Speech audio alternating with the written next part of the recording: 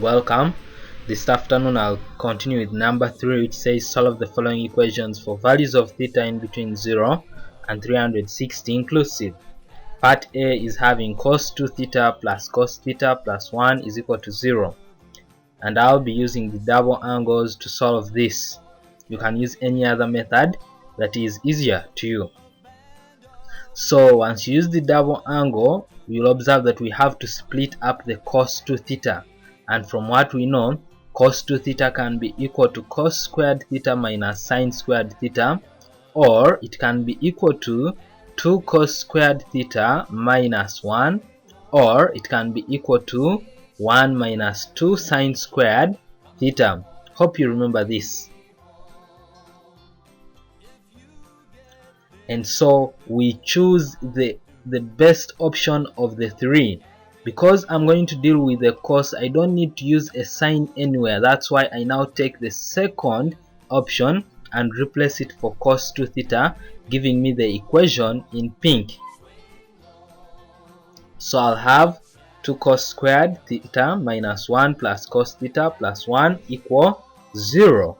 I put the common factors together. I obtain that equation down there. 2 cos squared theta plus cos theta is equal to 0. So some of you at this point, you say cos theta is a common factor and then you cancel it out. I'll still emphasize we do not cancel out, because once you cancel out, you miss out some angles. So we simply factorize cos theta out and remain with 2 cos theta plus 1 inside. And we shall use the property of 0, which only applies to 0, that either cos theta is equal to 0 or 2 cos theta plus 1 is equal to 0. So once we consider cos theta only, we get the principal value by getting the arc cos of 0, which is 90 degrees. And if I move to the other side, I have arc cos of negative a half. If you are going to use the triangle, then there is no need for getting the arc cos of negative a half. You simply get the arc cos of a half, and the negative is simply there to show you in which quadrants it lies. However, if you are going to use the formula, you take the arc cos of negative a half. You'll observe this as I conclude down there. You'll see the difference. So once I consider the first principal value of theta is equal to 90, it is in the quadrants where cos is positive. That's of course the first and the fourth quadrant. And you describe only one complete cycle because it is between 0 and 360 degrees. That's our range. And so I obtain those two angles, which is 90 degrees and 270 degrees. That's when I consider cos theta. So you see, if someone had cancelled out cos theta from the first step, he would miss out the two angles 90 degrees and 270 degrees. So we do not cancel out anything, because we might lose angles. And so we now consider when taking the arc cos of negative a half. So if you look critically, I took the arc cos of a half, and the negative only showed me that those are the quadrants in which cos is negative. Of course, that is the second and third.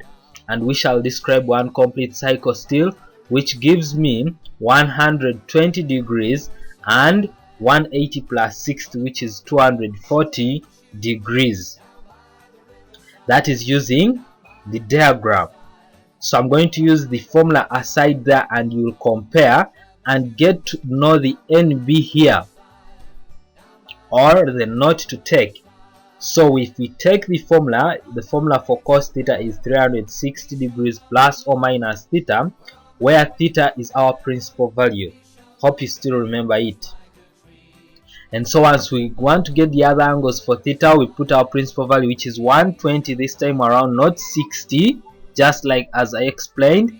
We now consider when n is equal to 0, you get theta is equals to negative 20, 120 and 120. And when n is equal to 1, you get theta is equals to 240. So it leaves you with only two valid angles, which is 120 degrees and 240 degrees, because they lie in that range. Hope you can compare those two answers and you'll see that you get the same thing. Take note of what I've said Do not make that mistake. So we now combine those angles starting with the smallest to the highest, which gives us our final answer. Thank you.